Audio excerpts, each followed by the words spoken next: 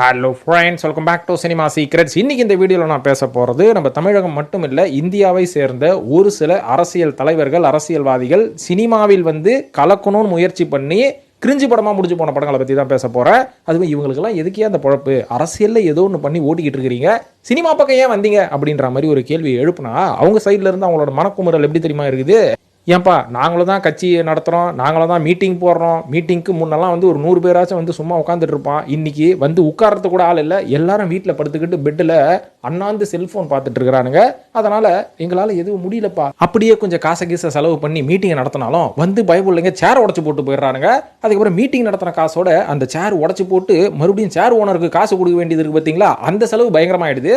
அதனால் எதுக்கு இந்த கழுதையெல்லாம் வரது வந்துட்டோம், கொஞ்சம் அப்படி சினிமாக்குள்ளே பூந்து நம்மளோட கருத்துக்களை சினிமா மூலயமா தெரிவிக்கலாமே அப்படின்ற மாதிரி கொஞ்சம் இவங்கெல்லாம் பிளான் பண்ணியிருக்காங்க போல இருக்கு.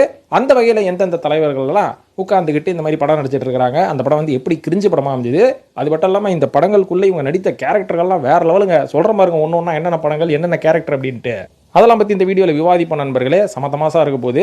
ஸோ நீங்கள் என்ன நினைக்கிறீங்க, உங்களோட மனக்கும் எனக்கு தெரியுது. எப்படியா ரிஸ்க் எடுத்து இந்த படங்கள்லாம் நீ பார்த்த அப்படின்னு கேட்டிங்கன்னா, பல படங்கள் நான் பார்க்கவே இல்லைங்க, ட்ரெய்லரை பார்த்து எனக்கு போதும் ஆயிடுச்சு. ஸோ அதெல்லாம் என்ன மேட்ரு அப்படின்றத பேசுவோம். இப்போ இந்த லிஸ்ட்டில் நான் முதலாவதாக சொல்ல போகிற அந்த அரசியல் தலைவர் யார், அவர் நடித்த படம் என்ன அப்படின்ற மாதிரி என்ன கேட்டிங்கன்னா, அந்த படத்தின் பெயர் தான் ஆன்டி இண்டியன். ஆன்டி இண்டியன் கிடையாது, இந்த ஆன்டி இண்டியன் அப்படின்ற ஒரு வார்த்தையை என்சைக்ளோபீடியாவில் இருந்து டிக்ஷனரி வரைக்கும் மாற்றி விட்ட நம்ம எச் ராஜா அவர்கள் நடித்த படம் தான் கந்தர் மலை அப்படின்ற ஒரு படம். இந்த படம் இப்போ வெளியாக போகுது, இந்த வருஷம் வெளியாகும் அப்படின்ற மாதிரி சொல்கிறாங்க. ஸோ நம்ம எச் ராஜா யாருங்க, இந்த ஆன்டி இண்டியன் அப்படின்ற ஒரு வாரை கண்டுபிடிச்சி ஒருத்தனை இயக்குனராக ஆக்கி விட்டாரு இந்த ஆன்டி இண்டியன் அப்படின்ற ஒரு டைட்டில் வச்சு. அந்த அளவுக்கு வாரி வழங்கும் வள்ளல் தான் நம்ம எச் ராஜா அவர்கள். அவர் பேசுகிற தோரணை எனக்கு ரொம்ப பிடிக்கும், வேற லெவலில் இருக்கும். அப்படியே ஒரு மாதிரி பேசுவாருங்க, ஒரு ஆன்டி இண்டியன் அப்படின்ற மாதிரி பேசுவார், ரொம்ப தமாசா இருக்கும். இவர் யாருன்னா பாஜகவோட மூத்த தலைவர்களில் ஒருவர் அப்படின்ற மாதிரி சொல்லலாம். அதாவது இவருக்கும் நடிப்புக்கும் சம்பந்தம் இல்லை தான், இருந்தாலும் அரசியலுக்குள்ள 2001ஆம் ஆண்டு காரைக்குடி தொகுதியில் சட்டமன்ற உறுப்பினராக இருந்தார். சர்ச்சையான கருத்து நிறைய தெரிவிப்பார். இவர்கிட்ட பிரஸ் மீட்டில் உட்காந்து ஏதாவது ஒரு கேள்வி கேட்டீங்கன்னு வைங்களேன், ஏட உடம்பா பதில் சொல்லிட்டு அங்கேருந்து கோவமாக எழுந்து போயிடுவார். ஏன்னா அடுத்த பதில் அவர்கிட்ட இருக்காது அப்படின்றனால கொஞ்சம் கோவமாக ஆக்ரோஷமாக எழுந்து ஓடி போயிடுவார். ஸோ ஓடி போனவர் இப்போ சினிமாவில் நடிச்சிட்டு இருக்காரு. இது மட்டும் இல்லாமல் இவர் சொல்கிற சர்ச்சை கருத்துக்கு மக்கள்கிட்ட இருந்து எந்த அளவுக்கு எதிர்ப்பு வந்தாலுமே கூட இவரோட கட்சிக்குள்ளே இவருக்கு பெரிய ஆதரவு கொடுத்துட்டு இருந்தாங்க. ஸோ அதனால் பாஜகவில் எந்த ஒரு தலைமை பொறுப்புலையும் பெருசாக அவர் இருந்ததே கிடையாது. இப்போ தான் கடைசியாக தேசிய செயற்குழு உறுப்பினராக சேர்த்துருக்காங்களாம். ஸோ இவர் நடிக்கும் இந்த கந்தர்மலை படத்தை பற்றி பார்ப்போம். அதாவது இந்த படத்தின் இயக்குனர் வீரமுருகன் அப்படின்ற மாதிரி சொல்கிறாங்க. இந்த படத்தோட தயாரிப்பாளர் சிவபிரபாகரன் மற்றும் சந்திரசேகரன், இவங்க 2 பேரும் சேர்ந்து தான் இந்த படத்தை எடுக்கிறாங்க. இந்த படத்தில் நம்ம எச் ராஜா அவர்கள் ஒரு தர்ம போராளியாம், என்ன மாதிரியான போராட்டம் பண்ணுறாரு அப்படின்ற மாதிரி கொஞ்சம் உத்து கவனிச்சா இந்த கதைக்களத்தை பற்றி என்ன சொல்கிறாங்கன்னா, திருப்பரங்குன்றத்தில் ஏற்கனவே ஒரு சர்ச்சை ஒன்று போயிட்டு இருந்தது. இந்த இடத்துக்கு கந்தர்மலை அப்படின்ற ஒரு பேர் தான் இருக்குது, ஆனால் அதுக்கு வேற ஒரு பேர் வச்சுட்டதாகவும் அந்த பேர்லேருந்து மாற்றப்பட்டது தான் இந்த கந்தர்மலை அப்படின்ற ஒரு சர்ச்சை இன்னி வரைக்கும் போயிட்டு இருக்கு. இந்த சர்ச்சையை பற்றி பேசக்கூடிய பதம் தான் இந்த கந்தர்மலை அப்படின்ற மாதிரி சொல்கிறாங்க. இதுக்கு சரியான தகுதியான ஆள் யார் அப்படின்ற மாதிரி ஹீரோவை தேர்ந்தெடுக்கலான்னு பார்த்தா தமிழ் சினிமாவில் எவனுமே கிடையாது. நானே இறங்குறேன் பாடுறா, ஏற்கனவே சர்ச்சை கருத்தாக பேசுவோம், அதை பற்றி எனக்கு பயமே கிடையாது, ஓடி போயிடுவேன். ஸோ இது படம் இல்லை, ஓடிலாம் போக தேவையில்லை, ஸ்க்ரீனில் போட்டால் பார்த்து தான் ஆகணும், அதனால் நானே இறங்குறேன் களத்தில் அப்படின்ற மாதிரி இறங்கி நடித்திருக்கிறார் எச் ராஜா அவர்கள். இப்போ தான் அந்த படத்தோட ஒரு 2 போஸ்டர் இருந்தது, பார்க்குறதுக்கே வேறு லெவலில் இருந்தது. அதுக்கப்புறம் அந்த தேவர் மகன் கமலஹாசன் மாதிரி இருந்தார் அப்படின்ற மாதிரி ஒரு சில பேர் சொல்கிறாங்க, நான் சொல்லலைங்க அதை.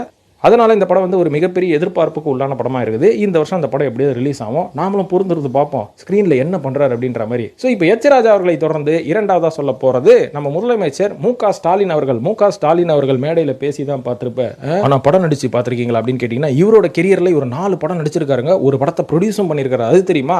அது மட்டும் இல்லாமல் இவரோட வாழ்க்கை பயணம் மிகவும் ஒரு சாதாரண பயணம் இல்லை, ரொம்ப ரொம்ப கொடூரமான பயணம். என்னதான் ஒரு முதலமைச்சருக்கு மகனாக இருந்தாலும் ஆரம்பத்தில் ஒரு கட்சிக்கு வரும்போதே ஏகப்பட்ட பிரச்சனைகளை சந்திச்சார் அப்படின்ற மாதிரி சொல்லப்படுது. அது என்னன்னு பார்த்துட்டு இவர் நடித்த படங்களை பற்றி நம்ம பேசுவோம். அது என்ன மேட்டர்னா, 1967 வருஷம் தன்னோட 14வது வயசுலேயே இவர் எலெக்ஷன் கேம்பெயினுக்கு முரசொலி மாறன் அவர்களோட போயிருக்காரு அப்படின்றது எவ்வளோ பெரிய விஷயங்க. 14 வயசில் நம்மலாம் என்ன பண்ணிட்டு இருப்போம், கார்ட்டூன் நெட்வொர்க் பார்த்துட்டு இருந்திருப்போம், அதுக்கப்புறம் போகோ சேனல் பார்த்துருப்போம். ஆனால் 14வது வயசுலேயே இவர் அரசியல் உள்ள வந்துட்டாரு, முரசொலி மாறன் அவர்கள் கூட சேர்ந்து எலெக்ஷன் கேம்பெயின் பண்ணியிருக்காரு. தன்னோட 76வது வயசில் எமர்ஜென்சி வந்தது பார்த்தீங்களா, இந்திரா காந்தி அவர்கள் போட்ட அந்த எமர்ஜென்சி சட்டத்தின் கீழ் மிசா சட்டத்தின் பிரிவில் இவர் சென்ட்ரல் ஜெயிலில் அரெஸ்ட் பண்ணி உள்ள பாதுகாப்பு காரணமாக உள்ள ஜெயிலில் போட்டு அரெஸ்ட் விட்டாங்க இவரை. அங்கே போய் ஜெயிலில் வந்து தர்மடி வாங்கியிருக்காரு நம்ம ஸ்டாலின் அவர்கள். இவரு கூடவே வந்து சக கைதியாக இருந்த ஒரு டிஎம்கேல இருந்தவர் அடித்தே கொல்லப்பட்டிருக்காரு அப்படின்ற மாதிரி சொல்லப்படுது. ஸோ இவரும் ஜெயிலில் இருந்து மிகப்பெரிய கொடுமைகளெல்லாம் அனுபவிச்சிருக்காரு. இதுக்கப்புறம் தான் பார்த்தீங்கன்னா 1982 வருஷம் டிஎம்கே யூத் விங்கோட செக்ரட்டரியா, அந்த யூத் விங்கை ஃபார்ம் பண்ணதே இவர் தான் அப்படின்ற மாதிரி சொல்கிறாங்க. அதுக்கு செக்ரட்டரியாகவும் மாறிட்டாரு. பிரிசனில் இருக்கும் போதே பிஏ படிச்சிருக்காரு. ஸோ இந்த அளவுக்கு மிகப்பெரிய விஷயங்கள் வந்து சின்ன வயசுலேயே வந்து மு.க. ஸ்டாலின் அவர்கள் செய்தாலும் அவர் சிஎம் சீட்டை பிடிச்சது ரொம்ப வயசானதுக்கு அப்புறம் தான். ஸோ இதெல்லாம் அவரோட அரசியல் பயணம். இதெல்லாம் வந்து நம்ம சினிமா சீக்ரெட்ஸில் பேசி எந்த பிரயோஜனம் இல்லை. அதெல்லாம் நம்ம அரசியல் சேனல் ஆரம்பித்து தான் பேசணும். இருந்தாலும் இவரும் வந்து ஒரு சினிமா நடித்திருக்கிறார். இவர் அரசியலில் இருக்கும்போது சினிமா நடிச்சிருக்காரு. இவர் நடித்த முதல் படம் எதுன்னு பார்த்தீங்கன்னா ஒரே ரத்தம் அப்படின்ற படம் 1987 வருஷம். கார்த்திக் அவர்கள் தான் ஹீரோ. இவர் வந்து ஒரு சப்போர்ட்டிங் கேரக்டர் பண்ணியிருப்பாரு. பார்க்கறது ரொம்ப யங்காக தான் இருப்பார். இதுக்கப்புறம் பார்த்தீங்கன்னா மக்களின் பாருங்க, மக்கள் ஆணையிட்டால் அப்படின்ற மாதிரி ஒரு படம், அதுக்கப்புறம் குறிஞ்சி மலர் அப்படின்ற மாதிரி ஒரு படம் நடிச்சிருக்காரு. இது மட்டும் இல்லாமல் இவர் ஒரு படத்தை தயாரிச்சிருக்காரு. அந்த படத்தின் பேர் தான் நம்பிக்கை நட்சத்திரம் அப்படின்ற ஒரு படம். ஸோ இவ்வளோ விஷயங்கள் இவர் பண்ணியிருக்காரு. இந்த ஒரே ரத்தம் அப்படின்ற படத்தில் தான் இவரோட கேரக்டர் வந்து பெருசாக பேசப்படும். இந்த படத்தோட வந்து ரைட்டர் வந்து நம்ம கலைஞர் அவர்கள் தான். ஸோ இந்த படத்தில் கார்த்திக், பாண்டியன், ராதாரவி அப்படின்ற மாதிரி பண்ணியிருப்பாங்க. இந்த படம் தான் அவரோட டெபியூ படம். இதுக்கப்புறம் அவர் வந்து சினிமாவில் கண்டினியூ பண்ணல. அரசியல் தான் தன்னோட முழு மூச்சு அப்படின்ற மாதிரி இவர் சொல்லி அரசியல் தான் இப்போ தொடர்ந்துட்டு இருக்கிறார். முதலமைச்சராகவும் உட்கார்ந்து விட்டார். இப்போ மூன்றாவதாக சொல்ல போகிற இன்னொரு அரசியல் தலைவர் யாருன்னு பார்த்தீங்கன்னா, நம்ம ஐபிஎஸ்ஸாக இருந்து அதுக்கப்புறம் பிஜேபியோட ஸ்டேட் பிரசிடெண்ட்டாக மாறின நம்ம அண்ணாமலை அவர்களும் கன்னடத்தில் ஒரு படம் நடிச்சிருக்காரு. அது எப்போ நடிச்சார் அப்படின்ற மாதிரி பார்த்தீங்கன்னா, அவர் அந்த ஐபிஎஸோட பதவியை வந்து ராஜினாமா பண்ணிட்டு அரசியலுக்குள்ள களம் இறங்கி அந்த பணியை செஞ்சுட்டு இருக்கும் போதே இவருக்கு ஒரு வாய்ப்பு வந்திருக்குது. அவர் நடித்த படம் என்னன்னு பார்த்தீங்கன்னா, கன்னட படமான அரபி அப்படின்ற ஒரு ஸ்போர்ட்ஸ் படம். இந்த படத்தை வந்து ஒரு பயோபிக் அப்படின்ற மாதிரி சொல்கிறாங்க. அதுவும் பயோபிக்கில் உண்மையாகவே அந்த பயோபிக்கு சொந்தக்காரரான ஒரு ஹீரோ தான் இந்த படத்தில் வந்து ஹீரோவாக நடிச்சிருக்காரு அப்படின்ற மாதிரி சொல்லப்படுது. இந்த படத்தின் இயக்குனர் தான் ராஜ்குமார் அப்படின்ற மாதிரி சொல்கிறாங்க. இந்த படத்தோட கதை என்ன அரபி படத்தோட கதை என்ன அப்படின்னு பார்த்தீங்கன்னா, விஸ்வாஸ் அப்படின்ற மாதிரி ஒரு பேரா ஒலிம்பிக் ஸ்விம்மர் ஒருத்தர் இருக்காரு. அவருக்கு 2 கையுமே இல்லை. ஸோ அந்த 2 கையும் இல்லாதவர் எப்படி ஸ்விம்மிங் ப்ராக்டிஸ் பண்ணி எப்படி பேரா ஒலிம்பிக்கில் போய் கோல்டு மெடல் வாங்கினாரு. இந்த ஒரு ஸ்விம்மருக்கு ஒரு மோட்டிவேட்டராக இருந்த ஒரு கோச்சாக இருந்தவர் தான் இந்த படத்தின் கதாநாயகன் நம்ம அண்ணாமலை அவர்கள். கதாநாயகன் சொல்ல முடியாது. இந்த படத்தில் வந்து ஒரு சின்ன கேமியோ தான் பண்ணியிருப்பார் அவர். ஸோ இந்த படத்துக்குள்ள அண்ணாமலை அவர்கள் எப்படி வந்தார் அப்படின்ற மாதிரி பார்த்தீங்கன்னா, அண்ணாமலை அவர்கள் ரொம்ப இந்த அரசியலில் வந்து ரொம்ப பிஸியாக இருக்கும்போது ஐபிஎஸ் ஆஃபீஸர் அப்படின்ற ஒரு பதவியை வந்து உதறி தள்ளிட்டு மக்களுக்கு நான் சர்வீஸ் பண்ண போகிறேன் அப்படின்ற மாதிரி உள்ளே வந்ததுக்கப்புறமா இவரை வந்து அப்ரோச் பண்ணியிருக்காங்க இந்த படத்தோட படக்குழுவினர். அதாவது இந்த படத்தில் வந்து ஒரு சின்ன கோச் கேரக்டர் ஒன்று இருக்குங்க. இதுதான் வந்து இந்த ஒரு ஸ்விம்மருக்கு ஒரு மிகப்பெரிய ஒரு மோட்டிவேஷனாக இருந்து இவரை வந்து ஒரு ஸ்விம்மராக கன்வெர்ட் பண்ண போகுது. அதனால் இந்த கேரக்டர் நீங்கள் தான் பண்ணணும்னு சொல்லி இந்த படத்தில் நடிக்க கூப்பிட்டுருக்காங்க. ஆரம்பத்தில் இவர் வந்து கொஞ்சம் ஒத்துக்கிறதுக்கு தயங்கினாராம். அதுக்கப்புறமா ஓகே நல்ல கேரக்டராக இருக்குது, ஆனால் இந்த படத்தோட ஷூட்டிங்க்கு வெறும் 1.5 நாள் தான் கொடுப்பேன், அந்த 1.5 நாளுக்குள்ளே என்னோட போர்ஷன்ஸ் எல்லாத்தையும் நீங்கள் முடிக்கணும் அப்படின்ற மாதிரி சொல்லியிருக்காரு. அதுக்கேற்ற மாதிரி இவங்க கொடுத்த டைலாக்ஸ் பக்கமான டைலாக்ஸை கடன் மெமரைஸ் பண்ணி நம்ம தலைவர் வந்து ஒரு 1.5 மணி நேரத்தில் 1.5 நாளில் இந்த படத்தோட ஷூட்டிங்கை முடிச்சிட்டார் அப்படின்ற மாதிரி சொல்கிறாங்க. ஸோ அந்த மாதிரி ஒரு நடித்த படம் தான் நம்ம அண்ணாமலை அவர்கள் நடித்த படம் தான் அரபி அப்படின்ற படம். இந்த படம் வந்துதான் இல்லையான்னு தெரியல, ஆனால் ட்ரைலர் பாருங்கள், ட்ரைலரில் வேறு லெவலில் கலகிருப்பார் அவர். நான்காவதாக சொல்ல போகிற யாருன்னு பார்த்தீங்கன்னா, இப்போ கர்நாடகாவின் முதலமைச்சரான சித்தராமையா அவர்கள் கூட ஒரு படம் நடிச்சிருக்காரு. இப்போ கரண்ட் சிஎம்ஏ அவர் தான்.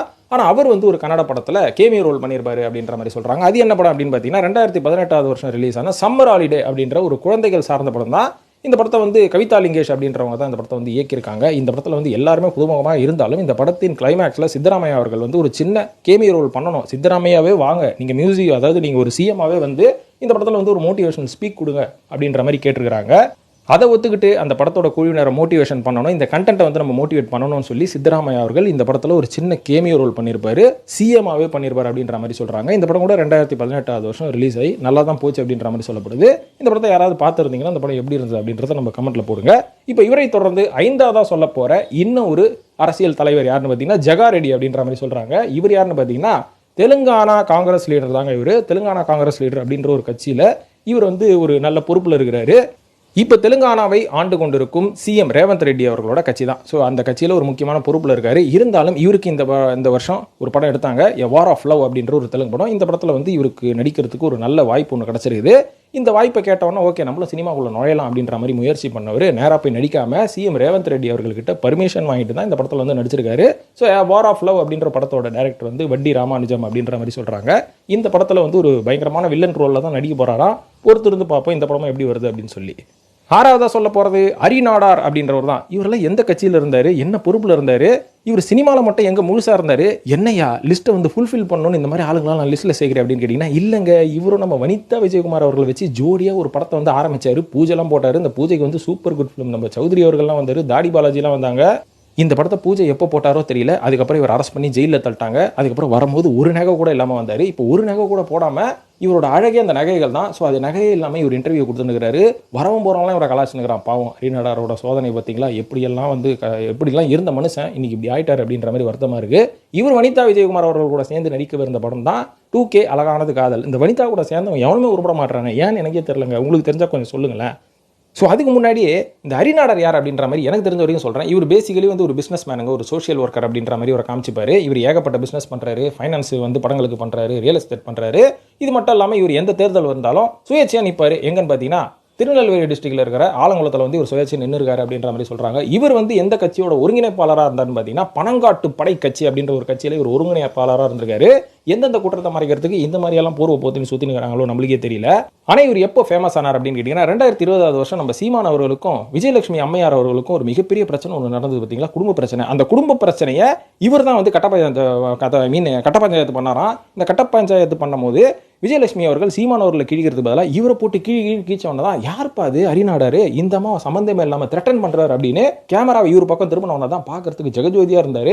ஒரு 6 அடி கூந்தல், அதுக்கப்புறம் ஒரு 1/2 கிலோக்கு தங்க நகைகள் அப்படின்ற மாதிரி போட்டு இருந்தார்.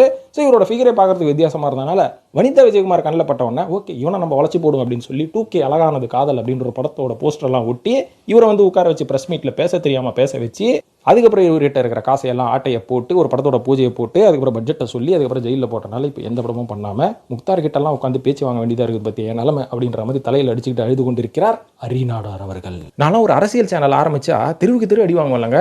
ரொம்ப வாய்ங்க எனக்கே தெரியுது ரொம்ப வாய் அதிகம்னு சொல்லி. ஆனால் பேச வரது உண்மையான மேட்டர் தானே, அதனால தான் பயப்படுறதே கிடையாது. ஸோ இப்போ கடைசியாக ஒருத்தர் சொல்ல போகிறேன். இவர் யாருன்னு பார்த்தீங்கன்னா நம்ம விடுதலை வளர்றோம் பார்த்தீங்களா, விடுதலை சிறுத்தைகள் கட்சி தலைவரான திருமாவளவன் அவர்கள் தான்.